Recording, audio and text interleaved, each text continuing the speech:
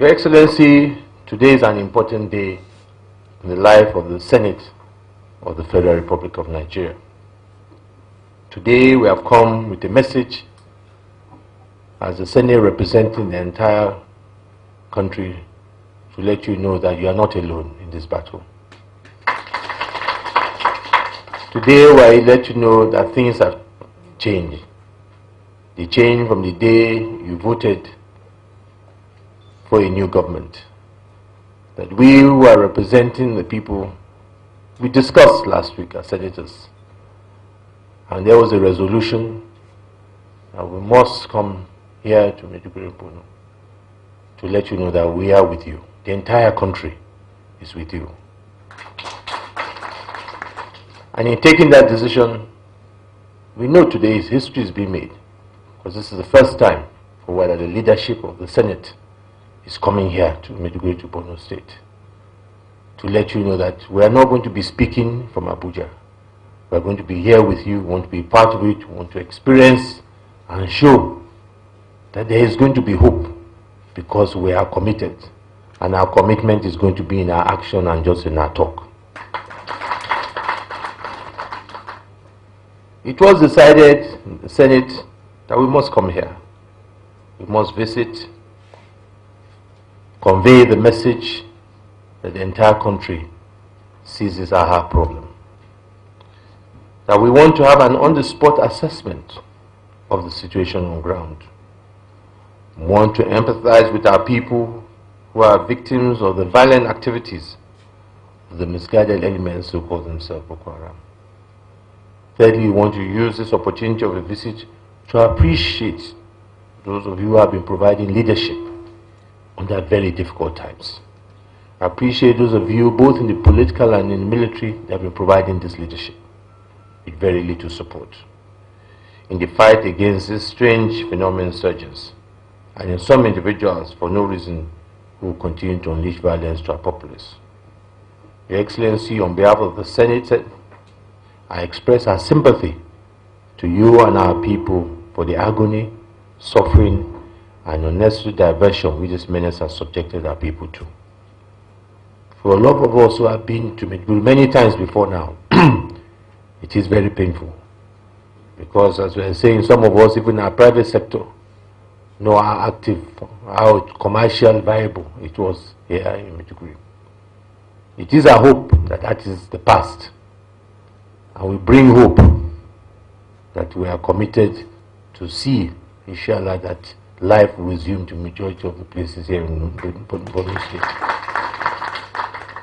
It is obvious that this negative occurrence has impeded development.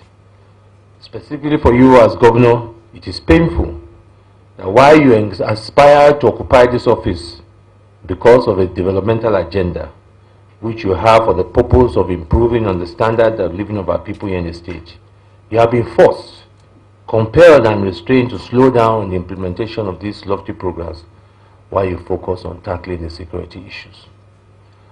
As I say, I want to say that myself, my colleague senators, individual representing the various districts and the Senate, promise you today that we will do everything within our capacity to restore that normalcy in this area.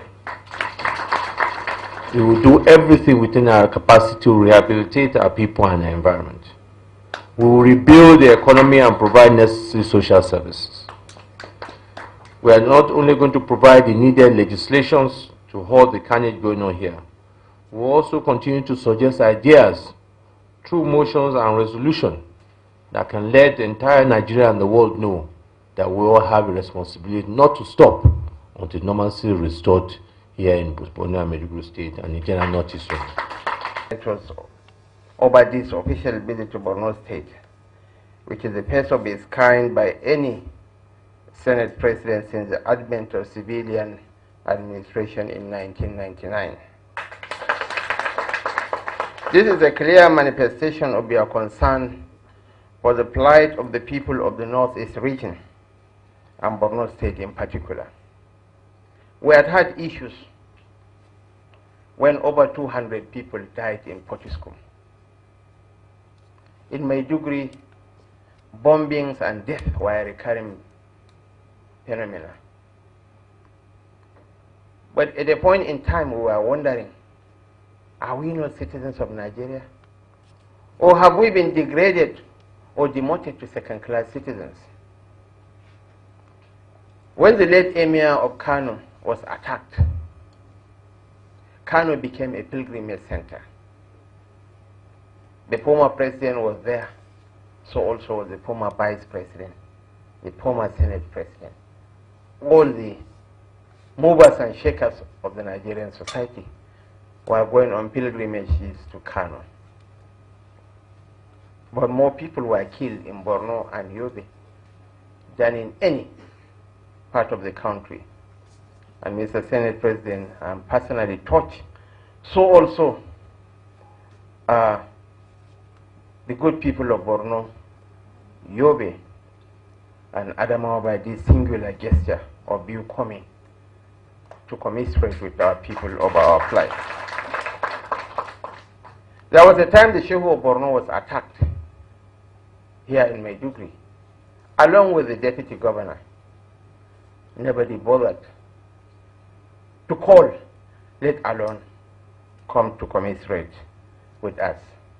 This your coming is a demonstration of the sincerity and commitment of the present administration under the able leadership of His Excellency President Muhammadu Buhari to address the subsisting insurgency decisively. I was opportune to accompany him, Your Excellency, on foreign trips to the G7 summit in Elmau in Germany, on visits to Niger, Chad, the Republic of Cameroon, and to the United States of America. On all those visits, the recurring issue was security and how to address the security challenges in the Northeast. May I therefore seize this opportunity on behalf of myself, the government and people of Borno State to place on record our profound gratitude and appreciation for this august and unprecedented visit.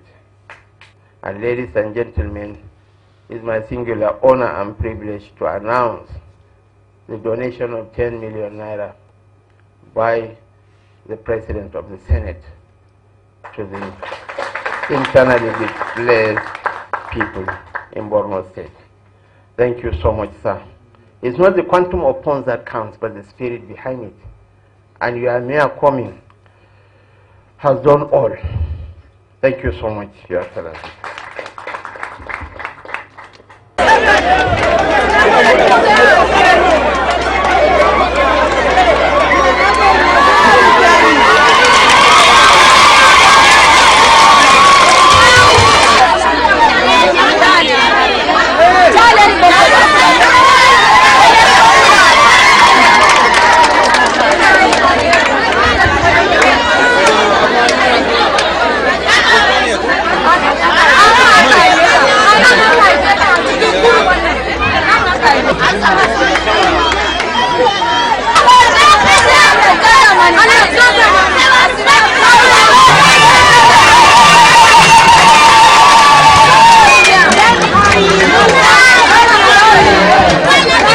Here in this campus, and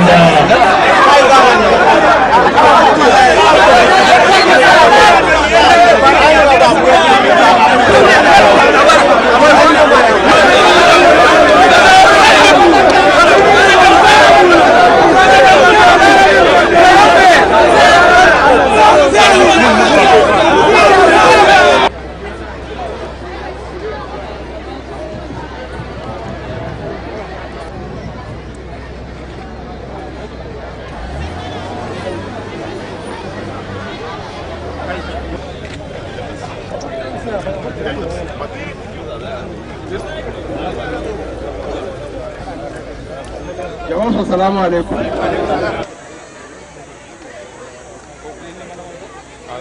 Mr. Senate President, sir, in this camp we have 2,600 of them are orphans.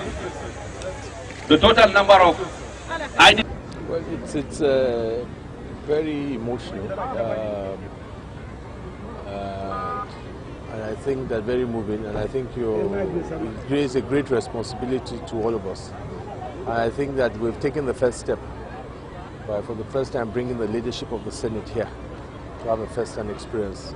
I think that shows our commitment, and that shows, as we say, we're beginning to